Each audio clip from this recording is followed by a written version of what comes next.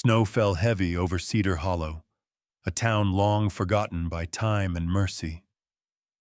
On a morning meant for survival, an old woman searching for scraps behind the rail yard heard a sound that didn't belong to the wind, a cry buried beneath the frozen steel. When she forced open the rusted freight door, 8 German shepherds stared back at her, bound, silent, and waiting for someone to believe. What followed would pull a weary police officer, a missing scientist, and a child's faith into a storm far darker than winter itself. This is a story of redemption, courage, and the quiet miracles that God still sends through ordinary hearts. Before we begin, tell me where you're watching from. And don't forget to like, share, and subscribe for more stories of faith, hope, and the unseen angels that walk beside us every day. Snow fell over Cedar Hollow like sifted ash, covering the small Montana town in silence so deep it could have swallowed prayers. Near the abandoned freight yard, an old woman named Eleanor Hayes bent against the wind, her thin frame wrapped in a wool coat patched more times than she could remember. 72, wiry and stubborn, she had the kind of strength that only long winters and longer sorrows could forge. Her gray hair was tucked beneath a faded red scarf, and her pale blue eyes, still bright with mischief, betrayed a spirit that refused to die, even when her hands trembled with age. The townsfolk called her eccentric, the widow with the sewing bag, because every day she scavenged bits of cloth from the junkyard to mend coats for stray souls, human or otherwise. She talked to herself as she worked, her voice carrying the lilting humor of someone who'd learned to make peace with solitude. "You'd think by 70 I'd have better hobbies," she muttered, clutching a handful of torn flannel as the wind howled. But hey, at least fabric doesn't talk back. That morning, while rummaging through a pile of discarded blankets behind a collapsed platform, Eleanor froze. The wind moaned, but beneath it came another sound, a whimper, faint and broken, like the last breath of something that still hoped to be found. Her heart skipped. For a moment, she thought it might be memory playing tricks again. Grief often had a voice in the cold. Yet the sound came again, soft but pleading. She turned toward the rusted freight cars, half buried in snow, their doors sealed with frost like tombs. "Oh, Lord," she whispered, crossing herself. "Don't tell me you're hiding something else out here." She trudged forward, her boots sinking deep into the drifts, each step a conversation between faith and fear. When she reached the source, she saw the half-open door of an old red freight car. The hinges groaned like an animal in pain. "Hello?" Her voice cracked in the cold. No answer. Only another muffled cry. With a grunt, she wedged her shoulder against the metal and pushed. Rust screamed as it gave way. Inside lay a sight that rooted her to the spot. 8 German shepherds, large, muscular, their thick coats matted with ice, lay bound and gagged with silver duct tape, their legs tied in pairs with coarse rope. Their breath came in pale puffs. Some trembled weakly, others didn't move at all. The smell of fear and iron filled the air. Eleanor's throat tightened. "Oh, you poor souls," she whispered, stepping closer, her gloved hands shaking. She crouched beside the biggest one, a dark-coated male with amber eyes dull from exhaustion. "Don't bite me now, sweetheart," she murmured with a trembling smile. "Biting's rude, and I can't afford new dentures." The humor broke the tension for her, but her eyes blurred with tears. She fumbled for her pocket knife, slicing through the rope around the first dog's legs. The creature flinched, but didn't resist, only looked at her with an expression that felt heartbreakingly human. Trust mixed with disbelief. One by one she freed them, whispering gentle nonsense to fill the silence. Easy now. It's just old Eleanor. I've got no gun, no badge, and no sense. But I do have love. When the last gag fell away, one of the dogs whined softly and pressed its muzzle to her knee. The warmth of it nearly undid her. She stood unsteadily, her breath trembling. I can't do this alone, she muttered. You need help, proper help. She stumbled back through the snow toward the police station, the wind cutting into her cheeks like glass. Inside the squat brick building, Officer Michael Carter sat behind a cluttered desk, nursing a mug of lukewarm coffee. 35, broad-shouldered, his uniform neat despite the fatigue etched beneath his dark eyes. A faint scar traced his jawline, a souvenir from a warehouse explosion the year before. The same blast that had killed his K9 partner, Duke. Since that day, he'd been a man half distracted, calm on the outside but hollowed by guilt. His new K9, Rex, a 3-year-old German shepherd with sharp posture and watchful amber eyes, lay curled at his feet, always alert, as if sensing the ghosts his handler carried. When the door slammed open, both man and dog turned. Eleanor burst in, cheeks red, snow tangled in her scarf. "Officer, you have to come," she gasped. "Dogs, lots of them tied up in the freight yard. They're dying." Michael blinked, taken aback by her urgency. "Ma'am, slow down. What dogs?" "Big ones," she panted. "German shepherds like him." She pointed at Rex. "Only they can't move. Someone did this to them." From the back desk, another officer snorted. "Probably strays. Old lady's got a soft spot." Michael shot him a look, then studied Eleanor again. Her hands shook, but her eyes were steady, clear with conviction. Something in them pierced through his fatigue. He set the mug down. "Show me," he said simply. The snow was falling thicker now, blanketing the rail yard in ghostly white. Michael walked ahead, flashlight cutting through the dark, Rex trotting silently beside him, ears pricked. Eleanor followed close, her breath visible in short bursts. "It's the red car," she said, pointing. When they pried the door open again, the stench of fear hit them both. Rex growled low in his throat. The beam of the flashlight swept across the 8 dogs, still huddled, still shaking. Michael knelt, eyes narrowing as he spotted a tattooed code on one ear, a K9 service ID. He traced it with a gloved finger, jaw tightening. "These aren't strays," he murmured. "They're trained." The dogs were moved to the station that night, laid on blankets near the heater. Sheriff Nolan Reed, a broad man in his late 50s with a belly pressing against his tan uniform, looked over the scene and sighed. "Probably an abandoned shipment, Carver. Some breeder gone bankrupt." Michael's voice was calm but firm. "With military tags, sir?" The sheriff shrugged. "Paperwork error. Don't overthink it. We'll send them to animal control in the morning." Eleanor stood silently by the door, eyes glistening. "You can't leave them," she said softly. "They've been waiting for someone." Her words hung in the air like frost. Nolan gave a tired wave. "Fine. Keep 'em overnight if it makes you feel better." Outside, night pressed close. The snow fell thicker, swallowing the rail yard in white. Eleanor wrapped her coat tighter. "I'll go check on them again," she said. "They shouldn't be alone." Michael frowned. "Ma'am, it's late." She smiled faintly. "So am I." As she vanished into the storm, Rex suddenly stiffened, growling toward the window.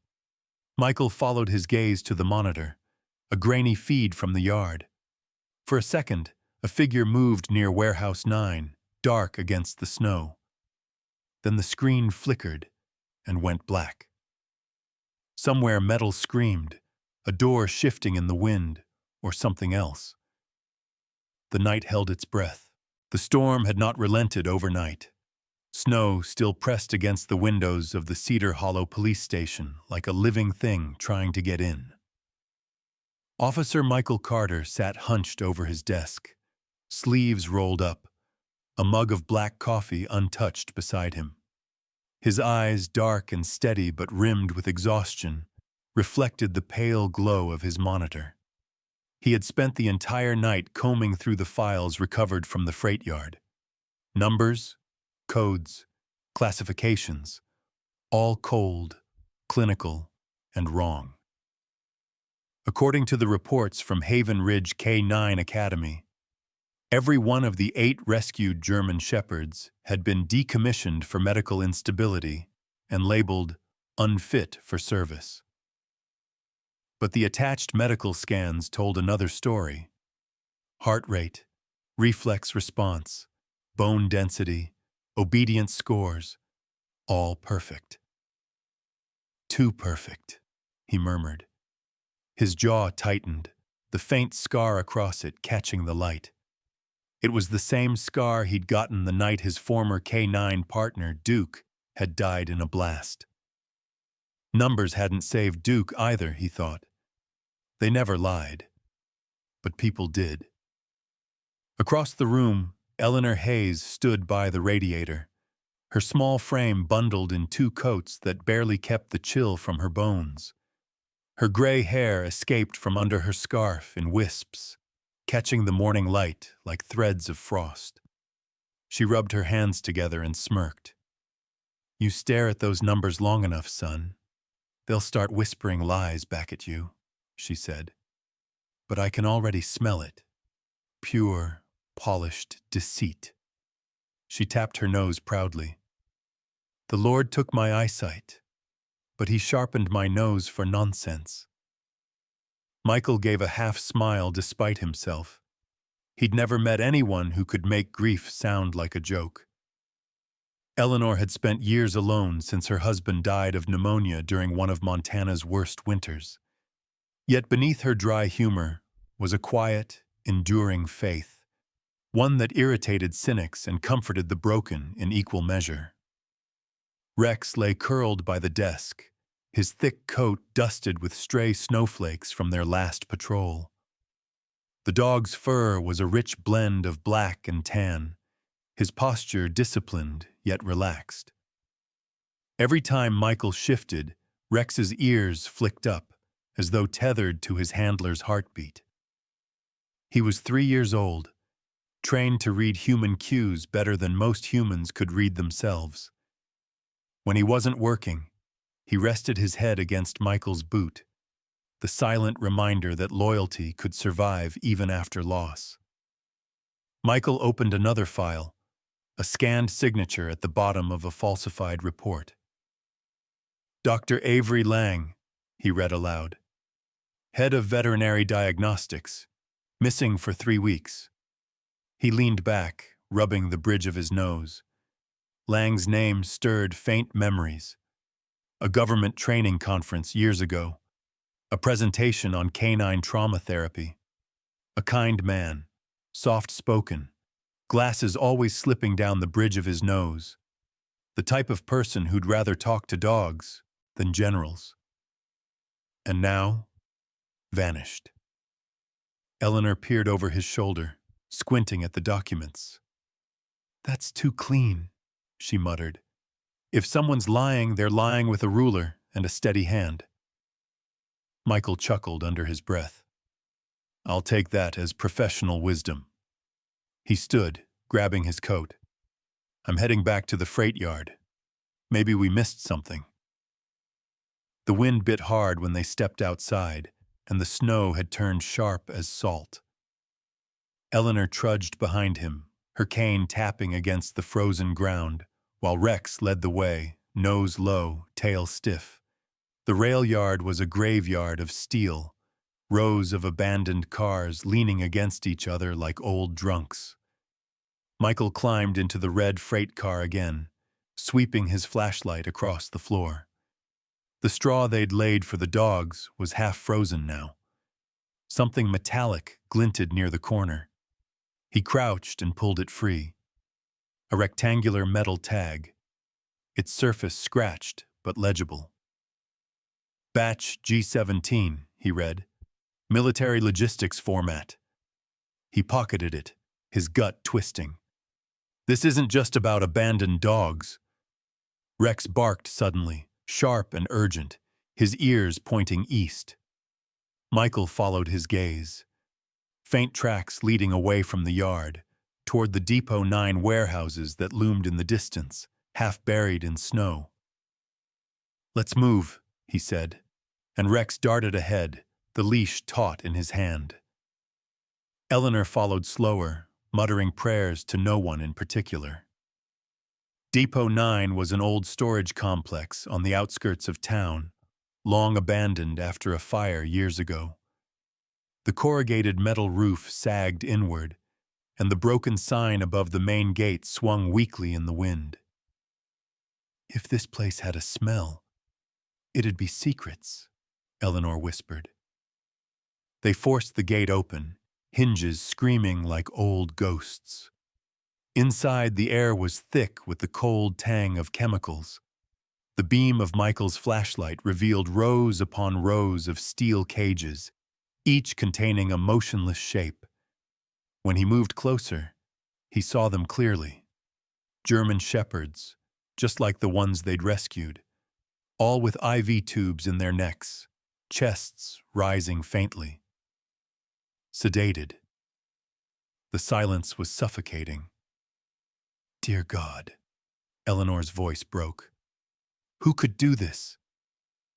Before Michael could answer, a sound came from the far end of the warehouse, the scrape of boots on concrete. A man stepped into the light, raising both hands. He was in his late 40s, medium height, thin but not frail, with gray threading through his brown hair and a face lined by sleeplessness.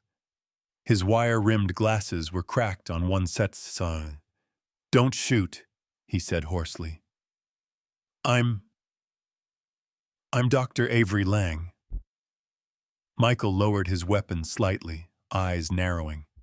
"You signed those reports." Lang nodded miserably. "They made me. The Genesis Lab project. They threatened my son, Ethan, 10 years old. They said he'd vanish if I didn't falsify the results. These dogs weren't sick. They were perfect. Too perfect. They were being sold." His voice trembled. "Modified. Reprogrammed." Before Michael could press further, a blinding beam of light swept across the warehouse, flashlights cutting through the dark. "They found me!" Lang hissed. "Run!" Gunfire cracked, echoing through the steel corridors. Rex lunged forward, barking fiercely as bullets ricocheted off the walls. Michael fired back, one shot grazing a guard's shoulder.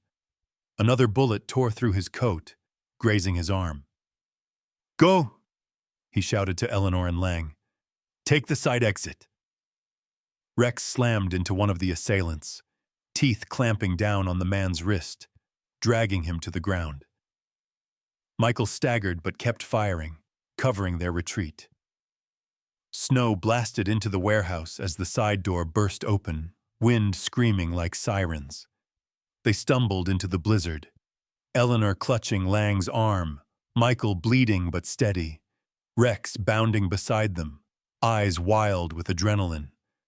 When they finally collapsed behind an overturned truck, Lang shoved a flash drive into Michael's pocket. "Everything's here. Shipment codes, Genesis schedules. Tomorrow night. They're moving the next batch." His voice shook. "If we don't stop them, there'll be hundreds more." Michael looked at him, breath coming out in ragged clouds. "Then we don't stop." Somewhere behind them, the warehouse burned with light, search beams sweeping the snow. Rex growled low, eyes fixed on the horizon. The storm swallowed their tracks. The truth, for now, was buried, but it was no longer hidden. The storm howled through the pine forest like an animal mourning its dead. Snow smothered every branch, every sound, until the world seemed to vanish beneath white silence. The small wooden cabin that sat on the edge of Cedar Hollow's woods had once belonged to an old ranger, but now it stood as a fragile refuge against the wrath of winter. Inside, the light of a single lantern flickered across weary faces. Eleanor Hayes, her cheeks flushed from the cold, crouched near the iron stove, coaxing the fire to life. At 72, her back was bent but not broken. Her thin frame carried an odd defiance, as if she'd made a pact with time and refused to lose. She poured steaming cocoa into 2 chipped mugs, her knotted hands steady despite the tremor that never quite left her fingers. "Drink up," she said, glancing toward the tall man at the window. "You'll need it if we're planning to raid the Devil's Kennel tomorrow." Her humor, as always, came sharp as a knife but warm as the firelight. Officer Michael Carter turned from the window, snow melting on his dark hair and running down the collar of his jacket.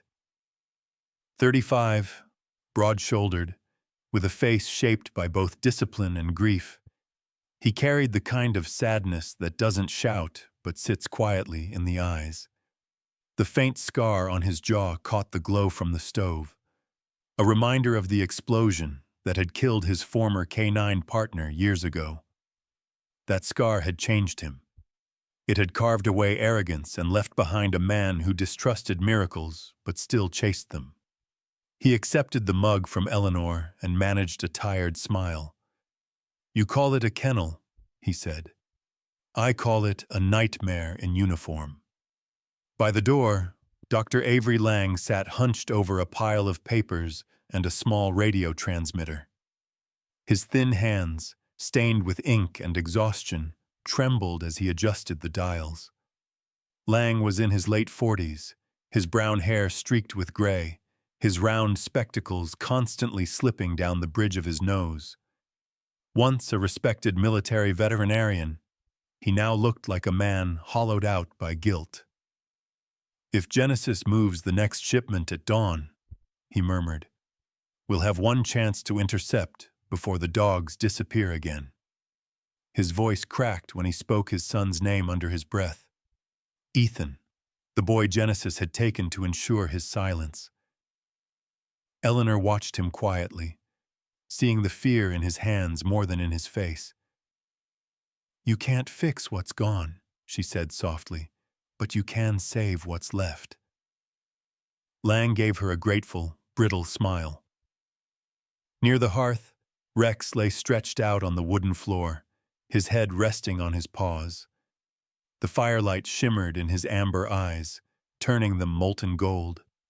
3 years old, strong and intelligent, he was the kind of dog that made silence feel safe. Every twitch of his ear seemed to listen to the world beyond the walls. When Michael looked at him, it was as if he saw both his past and his promise. "He reminds me of Duke," he said quietly. Eleanor raised an eyebrow. "Then let's hope this one listens better." As the night deepened, the wind pressed harder against the windows, whining through the cracks like a warning. Michael pulled a flare gun from his pack and placed it on the table. "In case things go bad," he said.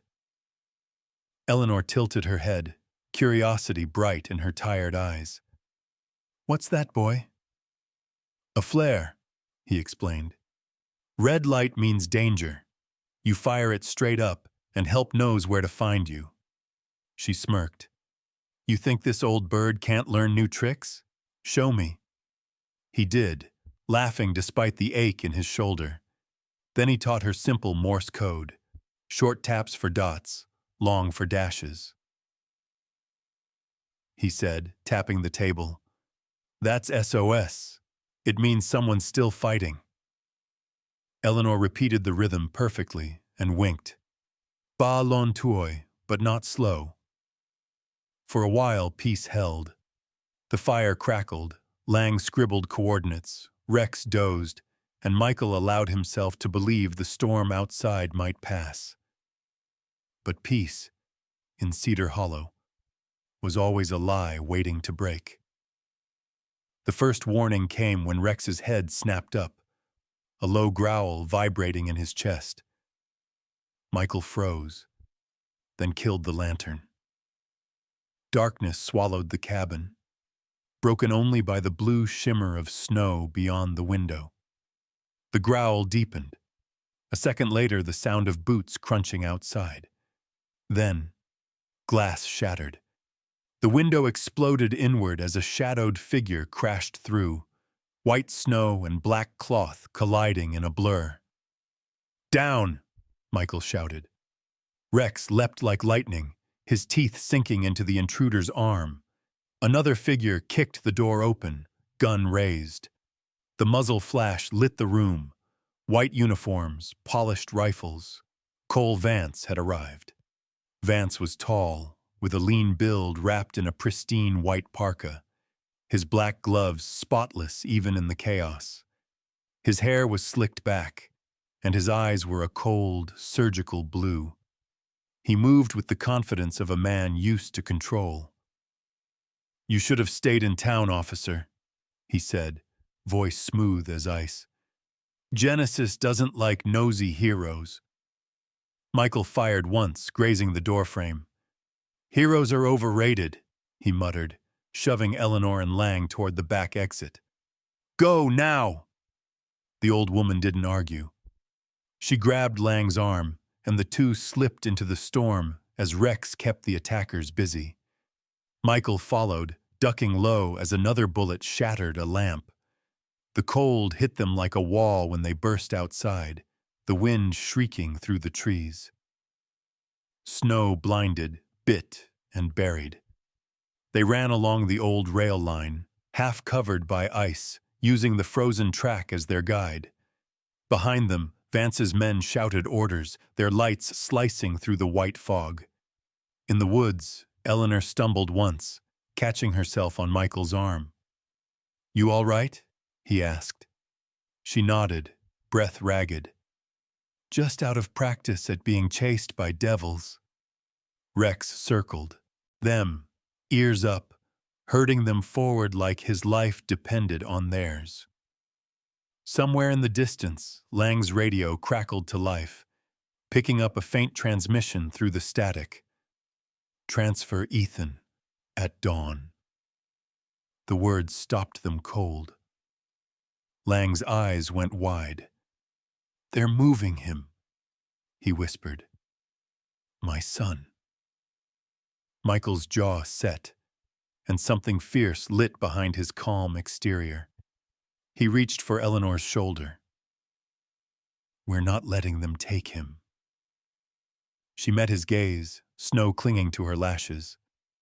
"You sound like a man who still believes in redemption." Her voice trembled, but her eyes did not. "Then I suppose I'll believe with you. I've missed enough chances in my life." The storm raged around them, swallowing every sound but their breath. Above, the night sky flickered, green ribbons of light weaving through the snowstorm. An aurora, ghostly and unreal, painted the heavens in divine fire. Eleanor looked up, awed. "Heaven's giving us a sign," she whispered. Michael stared at the lights, then at the forest stretching ahead. "Maybe," he said quietly. "Or maybe it's just telling us to keep going." And so they did. 3 souls and 1 dog trudging into the blizzard, not because they believed they could win, but because they'd sworn not to stop trying. Dawn crept over Cedar Hollow as a dim gray smear, the kind of morning that felt neither alive nor dead, just suspended in breathless cold. The air was brittle, sharp enough to cut. Snow still fell, silent and relentless, covering footprints almost as soon as they appeared.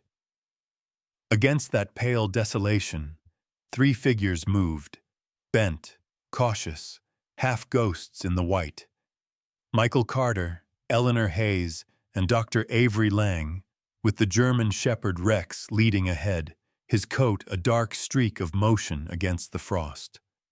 The warehouse by the border stood like a scar on the landscape, rusted steel walls, a sagging roof, and a faint hum beneath the wind, as if the place itself was breathing secrets.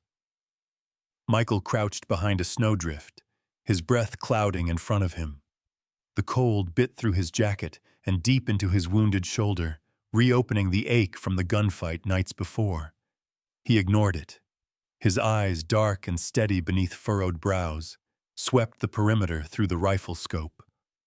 35, built like someone who'd learned endurance the hard way, he wore exhaustion as naturally as his badge. Years of guilt had etched fine lines beside his eyes, the kind that came not from age, but from watching good things die. He had promised himself, and the ghosts of those who hadn't made it, that today would be different. Beside him, Eleanor adjusted her scarf, her wrinkled hands trembling as she tried to fasten the buttons of her patched coat. The old woman looked small next to Michael, her frame stooped yet stubbornly upright. Her gray hair stuck out beneath her hat in frazzled strands, glistening with frost. She carried an air of unshakable humor, even when her lips quivered. "You look like you're thinking too loud," she whispered. Michael gave her a brief glance. "Just wondering if I'm about to make the worst decision of my life." "Son," she murmured, eyes narrowing with gentle mischief, "if it's for the right reason, it's usually the worst kind." Dr. Avery Lang, crouched beside a stack of crates, was the ghostliest of them all. Weeks of fear had stripped him of color. His skin was pale, his cheeks hollow, his brown hair matted under a torn hood. His glasses had a crack running through the left lens, distorting one of his eyes, making him look perpetually haunted. He was a man burdened by brilliance, precise, rational, but broken where it mattered most. His hands shook, not from cold, but from guilt. "They'll have security inside," he whispered. "Armed. The dogs. If they've been sedated too long, their hearts could stop when the dose wears off." His voice trembled when he added, almost to himself, "And Ethan, if he's still here." Rex suddenly stiffened. The dog's tail went rigid, his nostrils flaring. He growled once, low and certain. Michael's muscles tightened. "Movement." Rex gave a soft chuff. Confirmation. "All right," Michael said. "We move on my mark. Quiet and fast." The four slipped from the snowbank and into the open, their boots barely making sound over the frozen crust. Rex took point, his head low, eyes scanning. They reached the side door of the warehouse, a narrow metal slab half buried by drift. Michael forced it open just enough for them to squeeze through. Inside, the smell hit first: metal, chemicals, and despair. Rows of steel cages lined the dim interior. German shepherds filled them, dozens of them, still and trembling, IV tubes glinting in the low light. Some whimpered weakly. Others lay unmoving, breath shallow, caught between life and obedience. Michael's throat tightened. "They've drugged them," he muttered. Lang nodded grimly. "Heavy sedatives, probably ketamine mix. Keeps them docile for transport." Eleanor gripped the bars of a nearby cage, her knuckles white. "No creature deserves this," she said. Her voice trembled, but her eyes burned bright. They began working fast. Lang disconnected the IV lines while Michael cut through the locks with a crowbar.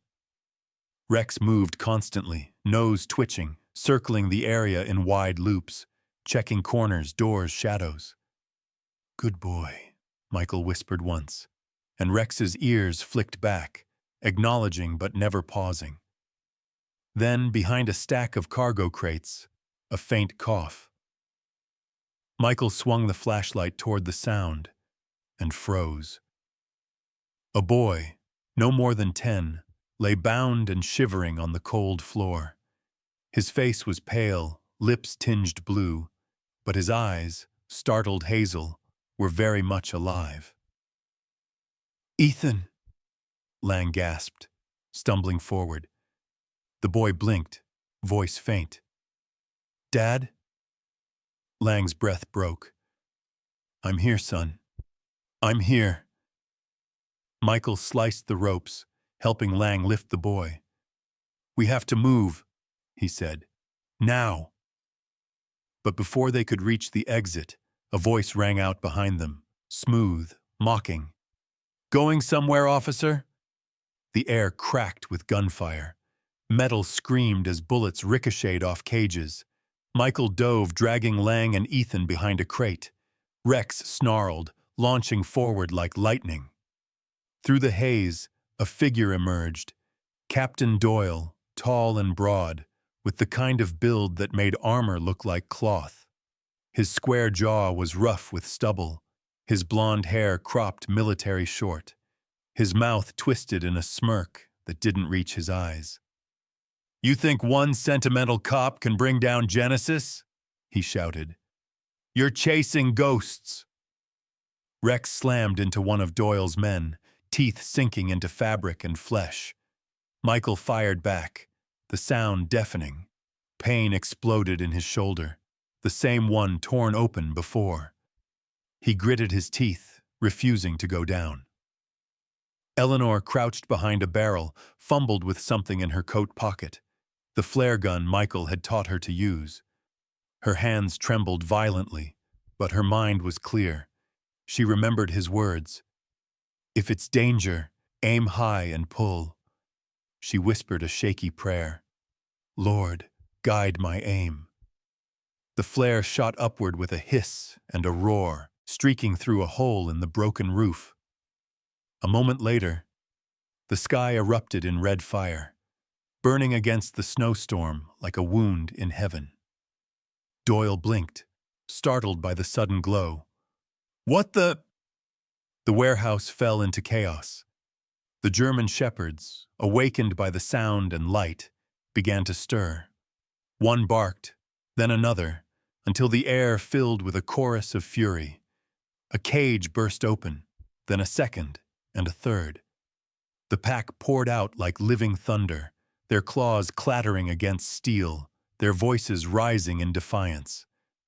Doyle stumbled back, shouting orders, but the dogs were everywhere, driven by fear, loyalty, and the scent of freedom.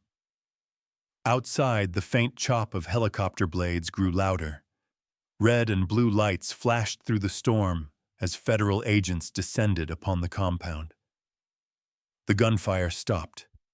Doyle was dragged to the ground, pinned by 2 dogs and a soldier shouting, "Hands where we can see them!" Inside, Michael knelt beside Ethan, pressing a hand to the boy's back to steady his breathing. Lang wept openly, clutching his son's hand. Rex limped to Eleanor's side, muzzle flecked with snow, and gently nudged her trembling fingers. She smiled through tears. "You did good, boy," she whispered. Michael looked at them, this mismatched band of survivors, and exhaled, a long, shuddering breath that turned to mist in the cold. The red light still burned above, its reflection flickering in their eyes, the color of danger, of hope, and of hearts that refused to surrender. For the first time in what felt like forever, the snow didn't seem so cold. The winter sun rose gently over Cedar Hollow, its light pale and forgiving. melting the last patches of ice that clung to the fields. The air still held a chill, but beneath it came the first scent of thaw, mud, pine, and the promise of green. The town that once whispered of tragedy now hummed quietly with renewal. At the edge of it, beyond the frozen creek and a stand of bare willows, stood a new wooden building with fresh paint gleaming under the light. The sign above its gate read, "Valor's Haven, where the forgotten learn to trust again." Officer Michael Carter stood outside, hands in his jacket pockets, watching the training yard come alive. Months had passed since the Genesis lab had fallen, and yet some nights he still woke to the sound of gunfire that wasn't there. He was 35 but looked older, the scars on his shoulder a quiet map of what he'd survived. His dark hair was flecked with gray now, and though his expression carried the same stoicism as before, there was a calm behind it. A man learning how to live again, not just survive. His voice, once gravel rough with guilt, had softened into something steady, like the low hum of a promise kept. Out in the yard, Rex, the German shepherd, who had once pulled him from darkness, both literal and figurative, trotted proudly among a dozen new recruits. His coat gleamed bronze and black in the sunlight, his amber eyes alert and wise. He was older now, his movements slower but deliberate, the kind of dignity only earned through loyalty tested by fire. Everyone at Valor's Haven called him Chief, though Michael often joked that Rex didn't work for him. He worked with him. The dog had become the calm center of the place, the mentor of the broken, both two-legged and four. Inside the main hall, Dr. Avery Lang bent over a desk scattered with papers, medical charts, and the faint smell of antiseptic. His once haggard face had regained color, though his features still carried the fine tension of a man atoning through work. His beard was neatly trimmed now, his hands steady as he logged notes about the dog's health. The guilt of what he had been forced to do at Genesis lingered in his eyes, but so did gratitude, especially when he looked up to see his son Ethan playing outside, his laughter echoing against the snow. That laughter, he often said, was the only medicine he needed. At the front of the building, seated in a rocking chair, with a plaid blanket across her knees, was Eleanor Hayes. The old woman's silver hair glowed in the late afternoon sun, and her patched coat, the same one she'd worn the night she'd found the dogs in the freight car, had been carefully mended. The stitches were crooked, uneven, but strong. She spent her afternoons greeting visitors who came to adopt dogs, spinning stories by the fireplace. Her voice was rough with age, yet carried a warmth that could thaw the hardest heart. These dogs, she would tell people, aren't just looking for homes. They're looking for hearts that still know how to believe.